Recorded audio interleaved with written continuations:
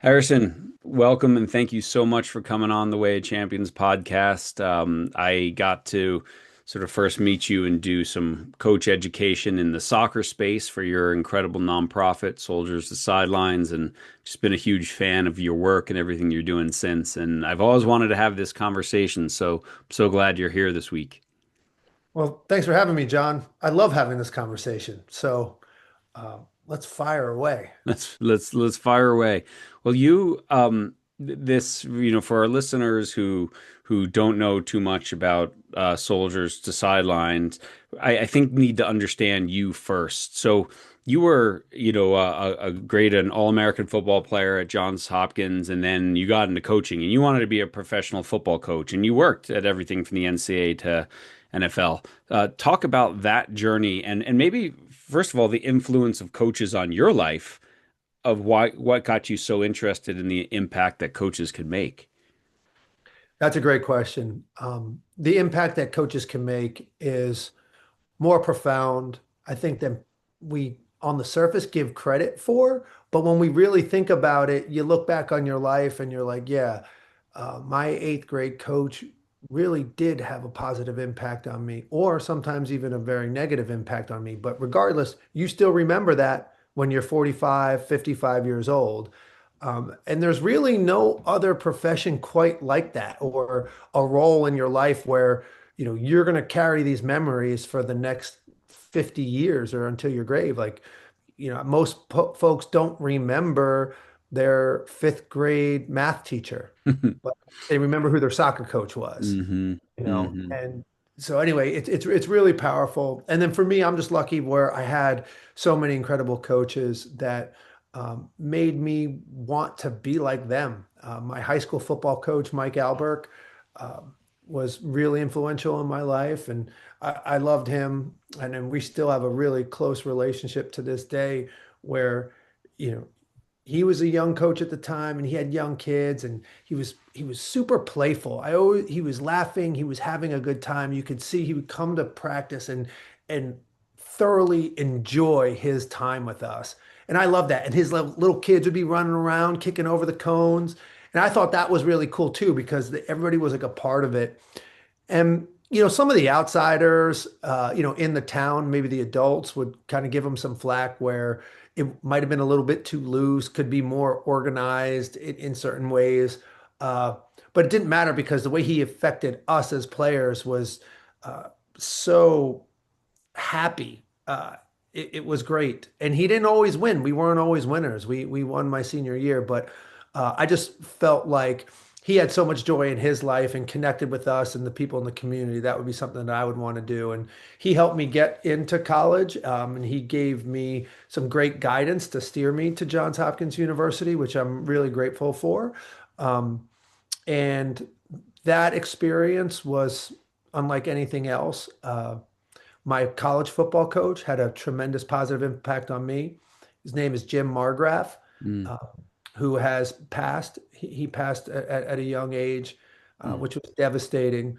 But he was the winningest college coach in the state of Maryland history. I mean, he Mm. was so powerful. And um, same thing, he was just a kind person. And then my strength coach in college, Bill Starr, was also super influential. And I just wanted to be like these guys. So after graduating Johns Hopkins, I felt like I wanted to coach either strength and conditioning and football. And I wound up doing both. To my dad's dismay, he was like, "We sent you to Johns Hopkins for you to become a coach?" I said, "Yes." And I love it. Um, so yeah, so I started getting into strength and conditioning coaching right away. Um, and I was coaching high school football. I got to coach with my high school football coach at my alma Nice. mater, and it was awesome. And then from there, one thing became the next, and next thing I What know, was it? Was it like working with your high school football coach and seeing it from the other side, not the player side, but the coach side of things, of like what went into the decisions and practice and everything like that? And did you have conversations about, hey, maybe we need to be a little loose because they'll take a little more ownership of it or things like that?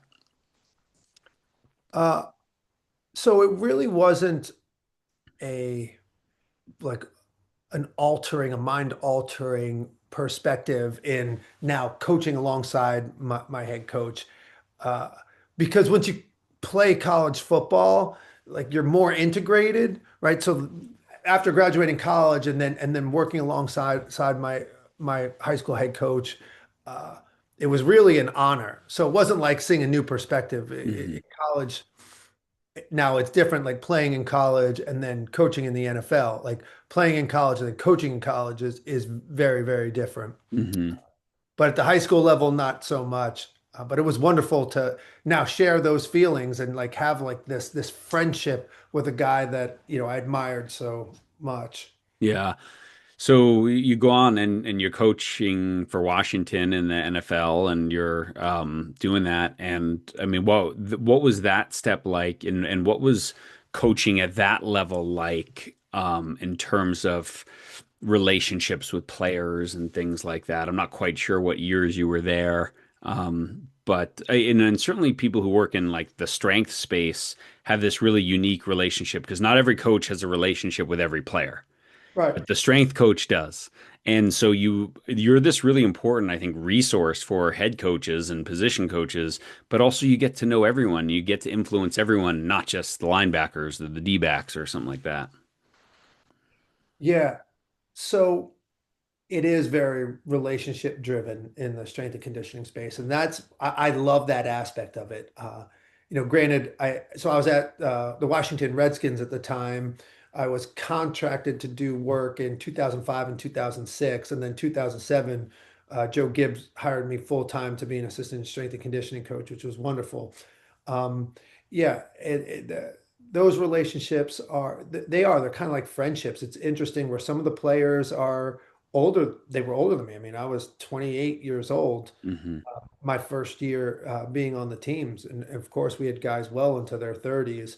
Um, and then we have some folks younger, but I've had some like strong friendships with the guys that I've coached, and we do things outside of practice together, Hmm. um, and we've done that since me leaving the Redskins, since them leaving the Redskins, and then like anything else, life goes on. The more space, more time between, you being on that staff, you know, like all relationships, they tend to fade with the exception of a few core ones. Hmm. Hmm. No, it is. It's an interesting balance of friendship, respect, and leadership, and camaraderie. Hmm. Just curious thoughts. I mean, obviously Joe Gibbs is a coaching legend. What was that like working under him, and what were his best qualities that you think allowed him to do so well? Well, I mean, I was so far down the totem pole, right? So I had very, limited Hmm. interactions with Coach Gibbs. Although the ones that I did have, I mean, he's such a legend. So I think like his legend is almost bigger than him, even when he's coaching. So for me, being a young coach, when he is talking to you, in my mind, I'm like, oh shit, Joe Gibbs is talking to me. Yeah. Yeah. So that was a little bit different. And, honestly, his biggest strength at that time, I think, was managing the owner. Yeah. Oh. That's something that you have to do in the NFL where, you're the head coach, but someone's still paying your bills. And that, um, managing up is as crucial as a role as it is managing down. Yeah. And he was really, really good at managing up and out. Yeah. Wow. That's super interesting. So let's talk about sort of the origin story then of Soldiers to Sidelines and this incredible mission you have, or maybe just quick brief overview. What does Soldiers to Sidelines do? And then let's dive in on its evolution. Great question. So honestly, this came from like one of these moments I had in the weight room with the Washington Redskins. And so at the time when I was coaching there, I also taught at night in the master's program of exercise science at George Washington University, which is great. I taught just a couple classes, and it was a way for me to be on the cutting edge of research, right? Like what my grad students were doing in exercise physiology. So you also have to remember too, in the early 2000s, you know, uh, exercise, sports science was very, very young. Hmm. So it Not like was today. yeah, it was nothing like today. So what we were doing was kind of like on the forefront of all of this. And I just had brilliant students, in class, and they were doing some fantastic things. And then me being piped in with some of the other professors, you just kind of get to hear what is getting the researchers' attention in the space. And then I could bring some of the useful stuff back to the Yeah, yeah, Washington you're a Redskins. practitioner, which many of them aren't. So you can say, yeah, this looks great on paper, but it doesn't really work in the weight room or whatever. Well, and vice versa, like in the weight Hmm. room, like what is the evidence-based research that is backing some of our methodologies that we're doing here, and how can we push the envelope? So Hmm. that was Yeah, great. yeah. Uh, so anyway, so I'm thinking about all of these things, like what am I doing? Are we being effective?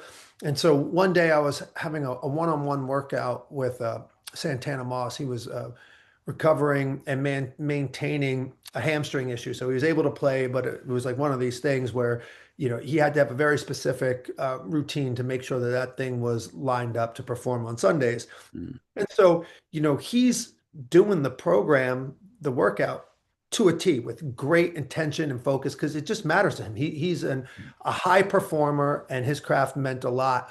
And so as he's like really concentrating on doing one of these lifts, I start to have this out of body experience unbeknownst to him that I'm thinking like my role is to make Santana Moss a better athlete and football player. I'm like, hmm, that doesn't sit right. Like, how is that? And if that's what I'm hired here for, how is this program actually doing that? Like, are we really making these guys better football players? And so I started thinking about this, and I was like, well, yeah, we are. I mean, I don't necessarily have to be improving Santana's speed because he's not like trying to win the world, 100-meter dash, although he probably could. Uh, Hmm. what we're doing is we're giving him resources and a program for him to have confidence in his body so he can be his authentic self. Hmm. And he has confidence in me to direct him right now to perform his best.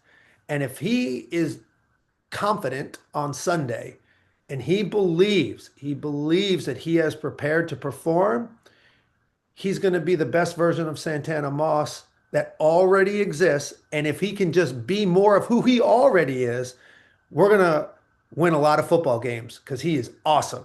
Hmm. Right. And so that's what I was starting to think about. So it wasn't just like the movements and the weight selection and the tonnage.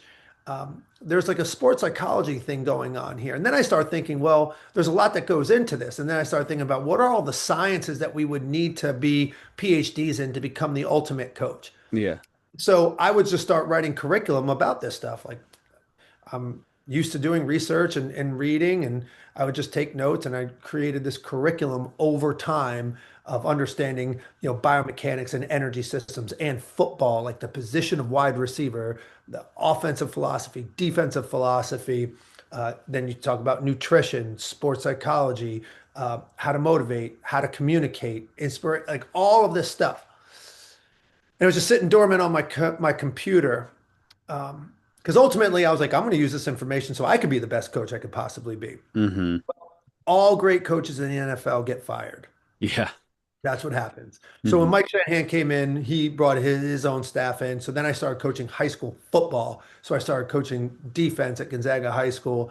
And in 2010 and 2011, the news was dominated by folks coming back from the Middle East, shot, hurt, depression, suicide, stigma, reducing stigma, mental health was a big issue. And so I started to realize like, hey, we can help by integrating some of our veterans around Washington, D.C. into our football team. And that's the perfect way to reduce stigma by leaning into their strengths. And not everybody is broken. We've gone through some tough times, all of us in life, and especially our combat veterans, but everyone who served the military is looking for a renewed sense of purpose. And Hmm. and sports can provide that. You have a team, you have a brotherhood and a sisterhood. You have a deeper sense of meaning because like the kids are now listening to you. So that feels good. That felt good for me because it, sure enough wasn't for the money. You're not Hmm. going to get rich unless you're a couple people. Hmm. Um, but it's that feeling of fulfillment and meaning and being needed and continuing to serve something bigger than yourself, um, that can really move the needle towards improved well-being and flourishing. So we Hmm. started with that, and then I created this curriculum that I had dormant on my computer, and a buddy of mine actually brought this up, was like, "Hey, Harrison, you should start a nonprofit and call it Soldiers to Sidelines." And I Hmm. had no interest in doing this. Um, I never served in the military. I thought this was a good way to help, but like, I still wanted to coach in the NFL, like Yeah. on the defensive side of the ball. But he persisted over time, and of course, I acquiesced, and we did like one seminar at Walter Reed Hospital, and it went really well. And we decided to keep doing it, and I think then you said like that first one, there was like six people there. six, Yeah. yeah, good stuff. Yeah. Um, but it was a passionate group, and it really affected me. So we decided to keep doing it. And then my buddy who was helping me out, like he bailed, because it's a lot of work to do this. For all the reasons I said no, I don't want to do that was exactly why he bailed. Yeah. Um, Yeah. and then, but I just kept doing it, and then kind of like funding it with my money and some friends' money, right? And then it kind of grew a little bit. And then I did get back to the NFL coaching defense. I was coaching college ball, and then in 2019, I was offered a position with the Jets. I accepted it and then turned it down to do Soldiers to Sidelines full time. Mm. Since then, we've grown quite a bit. So Yeah.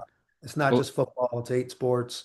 yeah. Well, let's kind of unpack that a bit because I think just going back to these military veterans who are coming back from deployments and everything and retiring, maybe injured, maybe just their time's up, whatever. And it's such a purposeful job. And this hit home for me the first time when Ben Frakley said, "Hey, do you want to be a part of this?"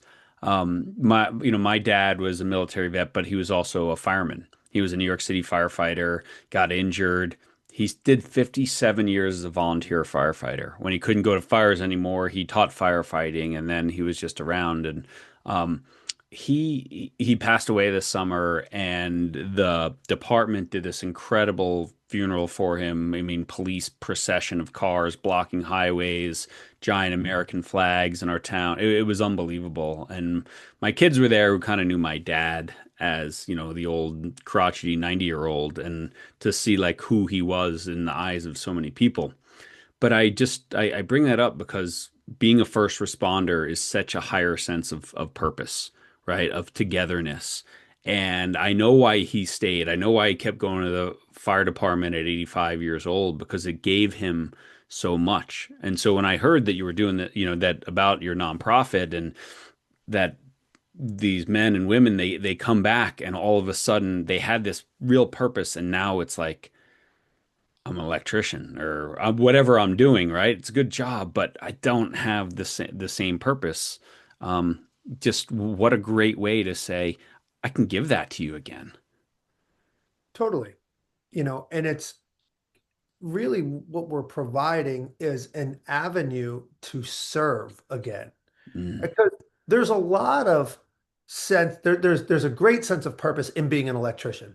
You can find a great sense of purpose in whatever job or vocation it is that you're doing, but very few are like rooted in service, like being a first responder. Yeah, that's your job, but it's not only your way of creating income to feed your family. You're serving something much bigger than yourself, which provides this incredible emotional return. And what it also does is it moves your perspective away from yourself and towards others. And then when you do that, you just feel better. mm, I mean, there's volumes of research that support this. And we also just know this to be true from our own lived experience. Helping others feels good. mm, So if you can, we're just providing an opportunity to do that. But the other thing we're doing is we're we're repurposing the leadership experience that our military members had in service and paying it forward to the kids. And mm, the kids really appreciate that because, yeah, they're looking for structure. And what we have to do is get out of the public's mind this idea of like drill sergeant, like military discipline. That's not what it is. That's not what military leadership even is. What it is, it's about peer accountability, and serving your teammates and serving your country. And the military does a great job of outlining the rules, right? The expectations, and that structure is there. And kids crave that, where it's not just you don't go to practice and we're just winging it. And it's like, hey, who's setting up the cones? If we can repurpose this lived leadership experience from military service and provide that to kids, they're going to be healthier, they're going to be happier, right? And they're going to want to continue to play sports more and gain all of the incredible life lessons that sports with a good coach can provide. Yeah.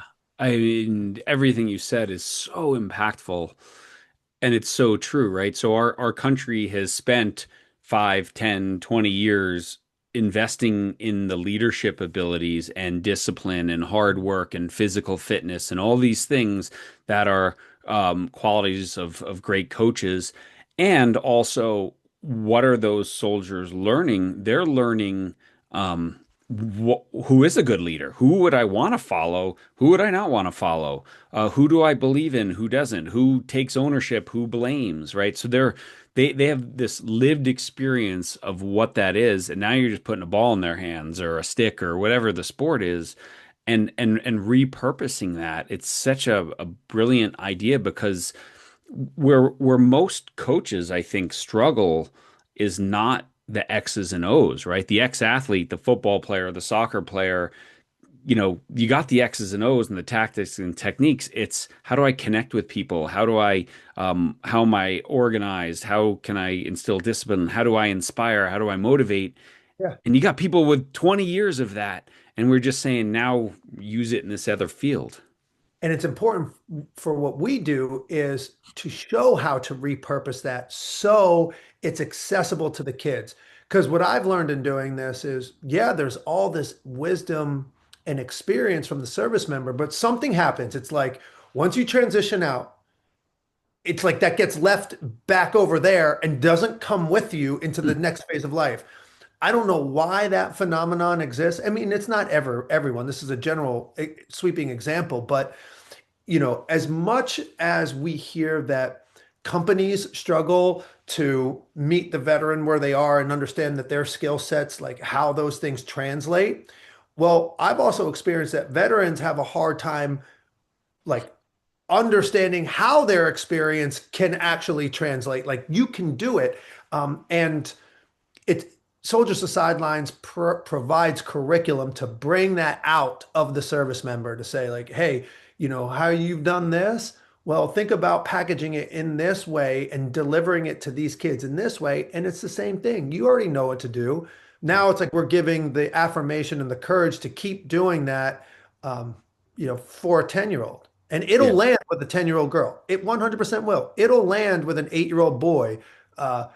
We just got to show you how to package it and then deliver it, and everyone's better off. I mean, this is not just a military issue. So many people, if they shift careers, think, "Oh, I just wasted 10 years or whatever." And it's like, no, there are things you can learn. And probably a year ago on the podcast, I had two Olympians, and one was an Olympic swimmer who had just swam in Paris 2024 and was retiring, and he was like, "All right, what am I going to do? I have no skills in the real world, right?" And the other one was a guy, Ashton Eaton, who was the decathlon champion, two-time gold medalist, who was 7, 8 years out and working in tech in the Bay Area. And he's like, no, everything you learned as an athlete is transferable to business.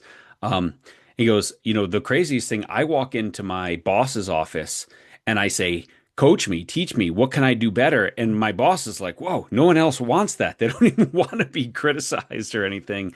And so I think with this military experience as well, it's just sort of pointing out, hey, what are the qualities of a great leader and coach? Hey, you have these. We're just going to transfer them. So you're not starting from scratch. Man, you are starting 10 years ahead of everyone else. And yeah, maybe you bump down a little bit because you're missing a little real world, but man, you're going to catch up really, really quickly.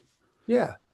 And is it really a bump down? Again, it's just relearning, and you're hitting the nail on the head. This is a transition issue. It's just transition and military, those two words have been coupled together so dominantly over the past couple decades, but everyone's going through transition, and transition is hard. Hmm.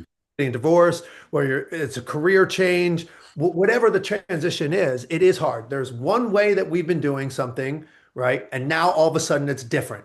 Hmm. That is difficult. And the longer you've been doing something a certain way, the harder it is to transition. And all of us, me included, sometimes need someone from the outside to kind of give you that catalytic oomph to adjust your perspective of what is possible, remind you of your self-efficacy, remind you of your lived experience, and then how it does translate to all walks of life. And that's what my book is about, that every single one of our soldier coaches get, the everyday coach harnessing the magic of influence, where we are all coaches every single day in every aspect of our lives, whether you realize it or not. And these principles of coaching in everyday life are also principles of leadership. And all of that is centered around getting things done, Hmm. right? Influencing others to do what we want them to do because they want to do it. If you can do that well, and that's how we define coaching, you're going to be successful in any job. And back to your point, John, it's not about X's and O's, right? That's like the easiest thing to learn, Hmm. whether you're becoming an electrician, a chemist, or a football coach. That's the easiest stuff to learn, because once you come up with the plan, getting others to execute it is challenging because Hmm. people are messy. Uh, but if you can do it, you can be super, super successful. And if you do it and you really care about the other person, you get this incredible emotional return, and your sense of well-being just gets lifted. And when your well-being gets lifted, your optimism increases, and then whatever you do to make money performs better. Hmm. I mean, and you probably I meet so many people who they have their day job and then they started coaching, right? And you started maybe coaching their kids' team, and they're like, man, I work 9 hours, and then that 1 hour is the best part of my day, And so it's like, it's just you have this to look forward to, and you have these relationships. And then, as you kind of alluded to it in the beginning, if you do it long enough, these relationships last, right? And 10 years later, that kid calls you and invites you to their wedding, invites you to their graduation, some important part of their life, and said, you influenced me. And anyone who listens to this podcast a lot, we sign off every episode with your influence is never neutral, right? Every time you walk into a room, you leave either a positive or negative impact. And the more intentional you are and the more aware you are of your influence, the greater it is. But don't ever think that you're not making an impact as a coach. And so I love when I saw your book and I saw that in the subtitle. I'm like, yes, this is it right here. It's just understanding that I have influence, and it's never neutral. It's never neutral, and you have agency over that. Yeah. That's the other thing we're trying to tell everybody is recognize your agency, take control of it, and that's how you start to make a difference. It Hmm. could be in a just an everyday casual conversation at the supermarket.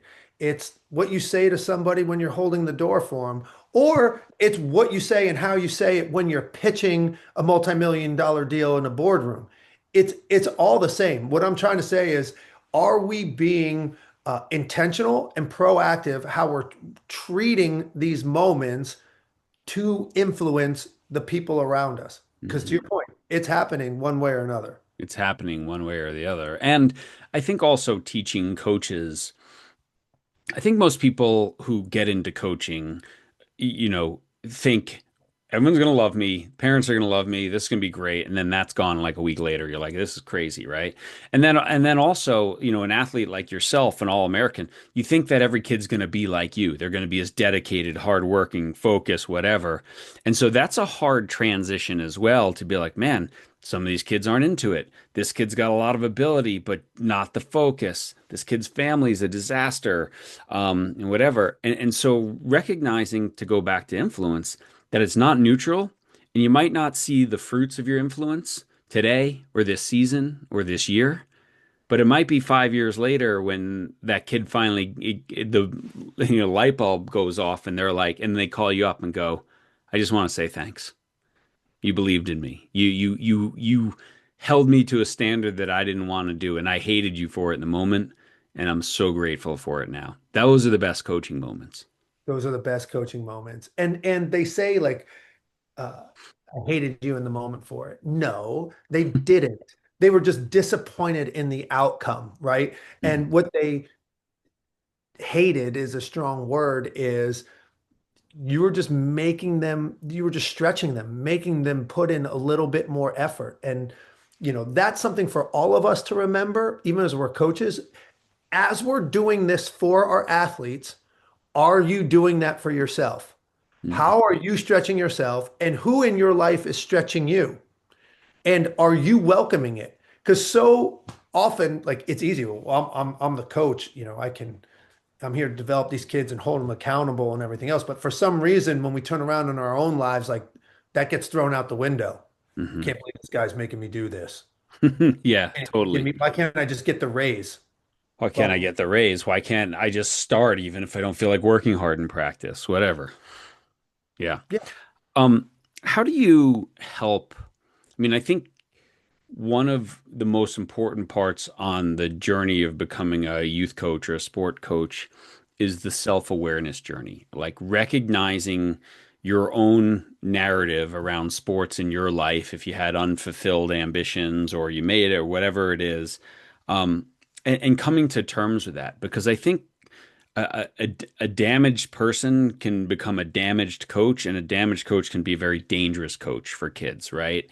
How do we help our aspiring coaches, especially those who are really struggling with purpose in their life, to first do the self-awareness work and really get okay with who I am and what I offer? Well, first, it's to recognize the power of true, deep self-reflection. And what's also important is, you said, the narrative that we tell about our life, the major events that have happened to us. Mhm. And part of our curriculum, in our online courses, is exploring that. So we do something called mapping your life's journey. And I encourage anyone to do this if you haven't done so already. But like identify like the major events that happened in your life. Maybe it's, your parents getting divorced. Maybe it was winning the high school state championship. Um, Maybe it was like a car accident or the first time you got in trouble, whatever it is, like these big events, and go through like different parts of life, right? So like, what do you remember from like 0 to 5 years old? Was there anything that was monumental that happened at that time? And then maybe it's, 5 years old to like junior high school, those childhood years, and then junior high school years, and then high school years, and then figure all that stuff out. And then look at those events, and then examine what beliefs emerged from those events. Like, did you establish a belief from that? And then look at that belief. And then we encourage everybody to challenge that belief. Whether you agree with it or not, like you still might. So, like, maybe this is a belief that you know is true. Um, Still, write an argument to its contrary. And then look at the contrarian argument. And then you can decide, do I want to keep this belief, or does this contrarian view have merit? Might that serve me better? Um, and then you start to go through that. And then also then reflect on, okay, what values can you extrapolate from those beliefs?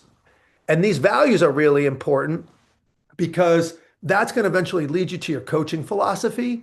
And that's going to be like the guiding mechanism, not really just through your coaching life, but also through life in general. And then also we do some work on understanding our own explanatory style, right? So we talk about self-reflection. Like, how do you internally in your mind explain events that have happened to you? Are they permanent? Like, oh man, like I'm always, I'm never good at this. Mhm. Is it personal? Right? Like I'm always bad. Is it personal? And is it pervasive? Like, is it in everything that I do? And so some things you want to be more permanent and pervasive, like especially if it's something optimistic, like, no, I'm a really good football player. I'll always make that catch. Like if you really believe that and that's what you tell yourself, that kind of leads to, a self-fulfilling prophecy and self-efficacy, et cetera. And those kinds of people tend to be more successful. Mhm. People who are more on the pessimistic end of that stuff, where, hey, I never make the catch, and I'm not good at any sport because I'm lazy. Mhm. Mhm. People have that narrative, Yeah. right? And that's really hurtful. So we all like fall somewhere on this continuum. But what I'm trying to say is back to agencies, like recognize our agency over our thoughts, and we can control that explanation, that narrative. And if we can get better at that, we're going to feel better. We're going to have more well-being, and the kids are going to pick up on that. Mhm. So, as an athlete, you can remember even as a young kid, like, you can sense what's going on in your coach's head, whether Mhm. it's positive or negative. Mhm. And if that guy or that gal is more positive, you're going to start to assume more of that positivity.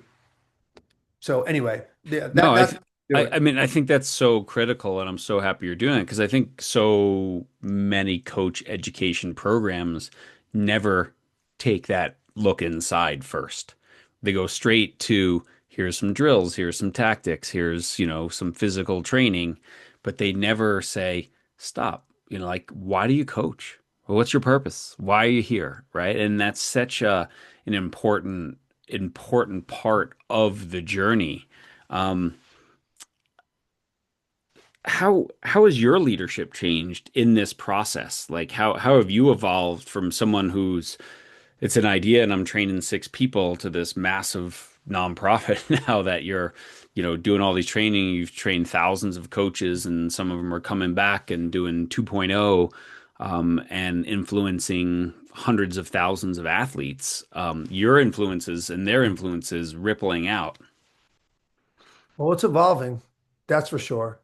Um, I don't have it figured out, that's for sure. I have a lot of ideas that I'm happy to share with everybody. Hmm. Uh, but like I'm on this journey just like everybody else. And the thing about leadership and coaching is it's so contextual.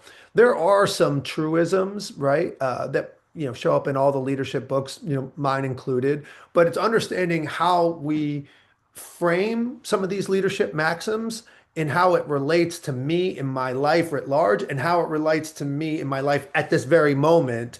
And then it's like this constant internal feedback loop. Like, is this working? Is this Hmm. serving me? Is this serving others? What else can I learn?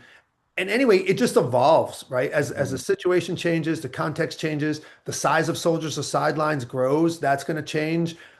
Who I speak to, how I speak to them, is going to evolve. So, I feel comfortable where I'm at right now in my leadership growth. And when I say comfortable, I don't mean in a complacency way. Like I live in perpetual discomfort because I don't have it figured out. But what I'm saying is I'm comfortable being in this uncomfortable space, and I don't really have any regrets. Are there things that I would do differently, even just 20 minutes ago?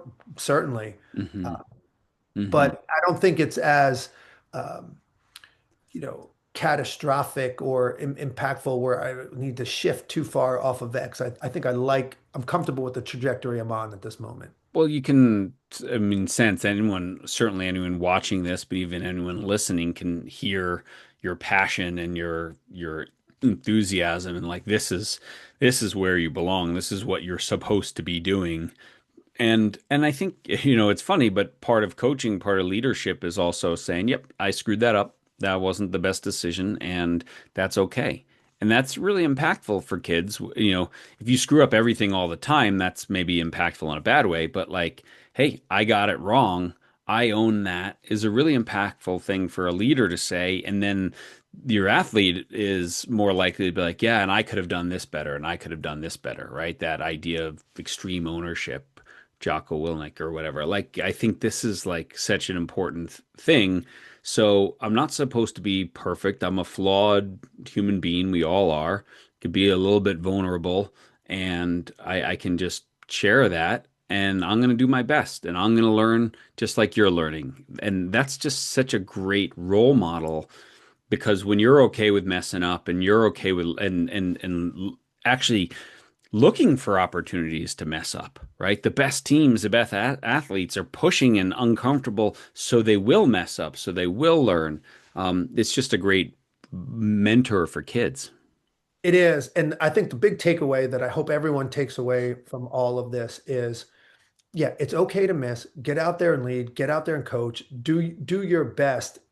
The Everyone hears about the way you respond. The response is literally in the narrative you tell yourself. It's the way that you explain the events is what's going to either launch you forward or be the anchor for the next 5 minutes, 10 minutes, or 10 years. So the way you tell the story to yourself and to others is so important because our lived experience is all a story. Like you and I will never agree on the exact order of events and the valence of those events in real time. You're Hmm. creating a story, I'm creating a story. So what's the truth? I don't know. What's most important is what we say to ourselves and to others. Is it constructive and is it serving a greater good? Like this past weekend, I was fortunate to be in this class and I was listening to Dr. Jacqueline Mattis talk. She's a PhD in the psychology department at University of Michigan, and like she has like a personal statement that I took a screenshot of, Hmm. and she says for her, our power lies in the stories we choose to tell or not to tell, and the care that we take to tell those stories responsibly. Hmm. The care that we take to tell those stories responsibly.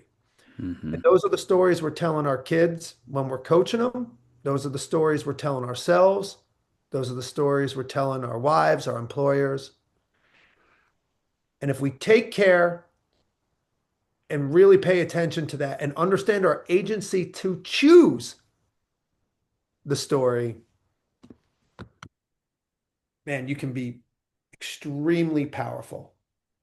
Right, because it's not the event in our life, it's the story we tell ourselves about the event, and then how that influences what we do next, right? Which is why, for some people, getting cut from a team is the fuel that, makes them who they are, and for others, it's the thing that douses the flame, right? It's not the event.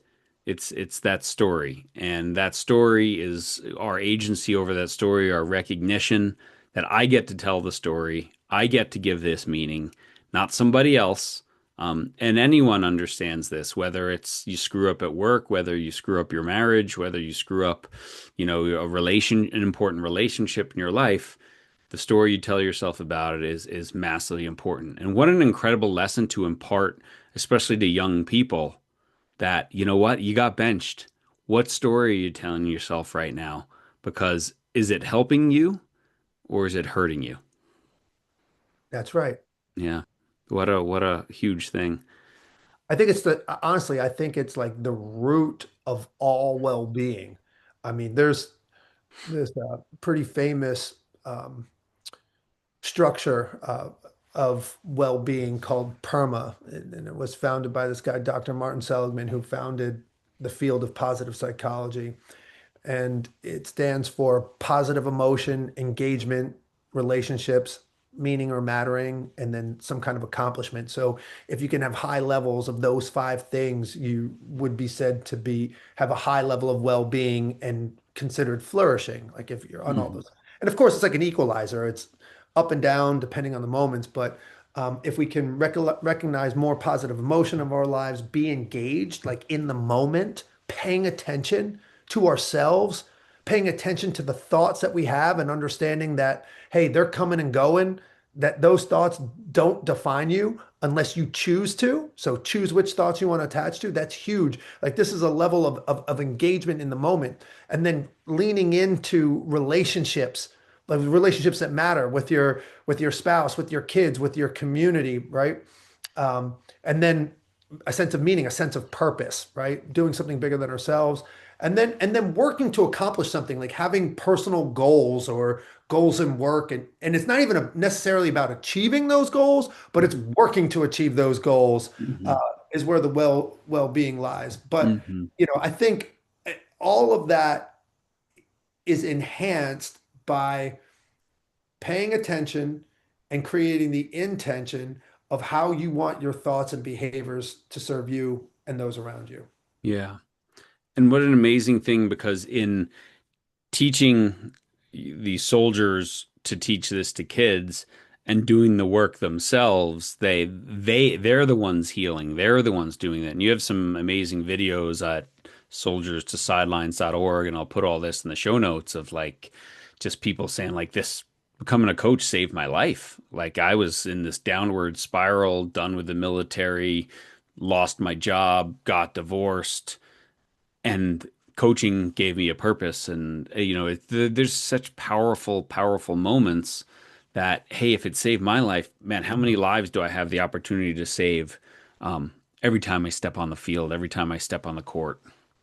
Yeah, and I would even say that those folks saved their own lives because they realized their agency and they Hmm. realized their purpose.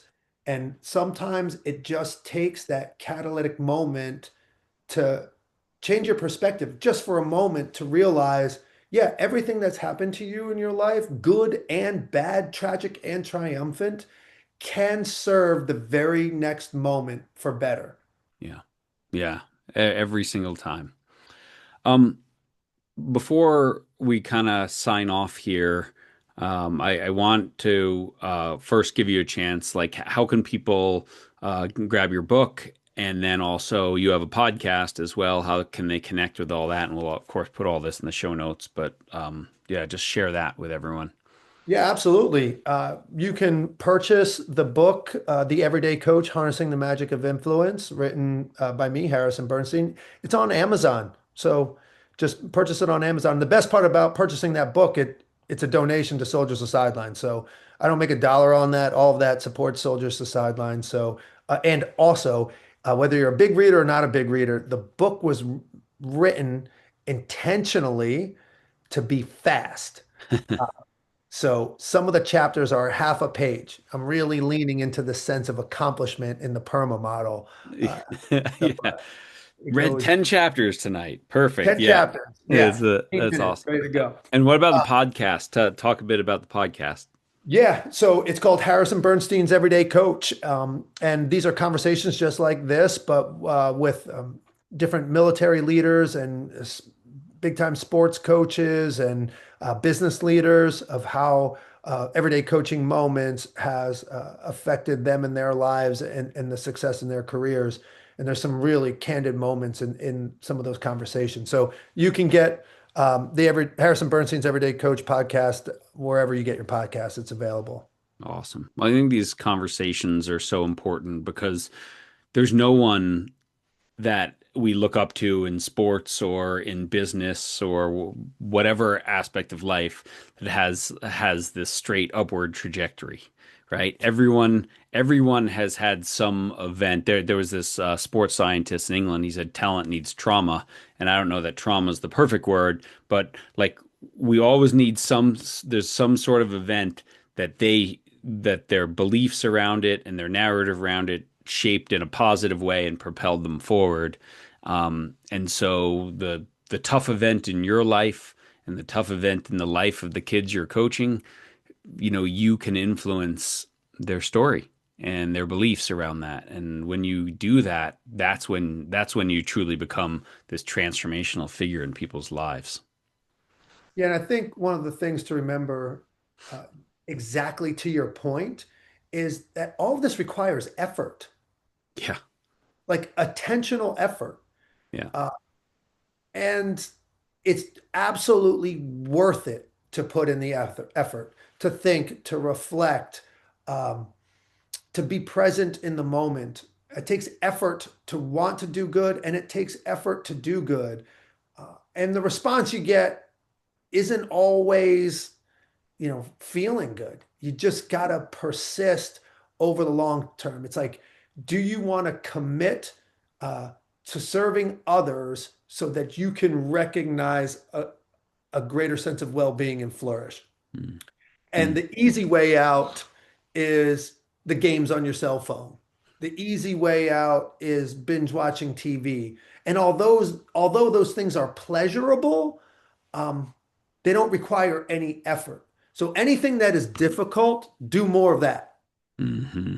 I love that. It's such great advice for every human being, regardless of age, because the harder it is, the more fulfilling it is. And no one looks back in 10 years and goes, man, I crushed Instagram that year. Like, like it's just Yeah. not going to happen, right? So do something worthwhile. And man, again, I always show there's this great video of Kara Lawson. She's the Duke basketball coach, and she talks about the easy bus never comes around. It's always hard, and life only gets harder. It doesn't. It's not going to get easy. So, as a parent, stop telling your kid it's going to be easy, and as an athlete, stop thinking, "Oh, as soon as I get through preseason, it's going to get easy." It doesn't. It doesn't get easy. But doing hard things and building the capacity to do hard things, man, those are the things that fulfill you and drive you and get you out of bed in the morning, not social media. And yes, and I saw this wonderful illustration of this point because, you know, um, I guess, to argue Coach's point, the easy bus is ever present and its doors are open for you to get on it. So, but the thing is that easy bus is taking you to a more difficult place, Mm. right? You think it's the easy street, but it's that bus is taking to a place that is virtually impossible to get out of. So this, if I can describe this illustration, imagine somebody deciding to make hard decisions and take the hard route. And that hard route is like a steep, steep incline. And then when you get to the top of this, you summit it. It's like that's where well-being is up there. Well, right where you started, before you started that ascent, there is the easy path, the easy bus. And it's really flat and it even gets downhill, but it gets downhill. And then all of a sudden it's downhill and you find yourself at the bottom of a backwards C. So Hmm. now you got to climb up and underneath and then loop all the way up and around to get back to Hmm. this place of well-being. And Hmm. it's way, way more difficult because you're Hmm. upside down, you're trying to figure it out. So you're better off just doing the hard thing from the first place. Hmm. And Yeah, you and move and from life. I think this was Seth Godin, the author, and he talks about, he said, like everything's hard, right? Getting up and going to the gym in the morning is hard. Being out of shape's really hard too, right? Making good decisions about what you eat is hard. Diabetes and cancer and heart disease is really hard too. So choose your hard. Choose your hard. And the was easy at the beginning is way harder down the road. Yeah. Way harder. Yep. Yep. Amen. Look at any. Harrison, this was an awesome conversation. Again, soldiers to sidelines.org. The book, The Everyday Coach, and podcast, all the links are in the show notes. I truly, truly appreciate you being on. Beyond that, I truly appreciate what you're doing, developing a next generation of coaches, but also helping all these incredible men and women who have served our country to come back and find some more purpose and give back all the skills that they have learned. It's an incredible mission you have, and I'm glad that I got to help out a little bit, and I look forward to being part of it in the future as well. Oh, John, thank you so much for having me and giving me the opportunity to talk about my favorite thing in the world, which is all of this stuff. And now we just need to continue serving our country as a coach. Amen. Thanks, man.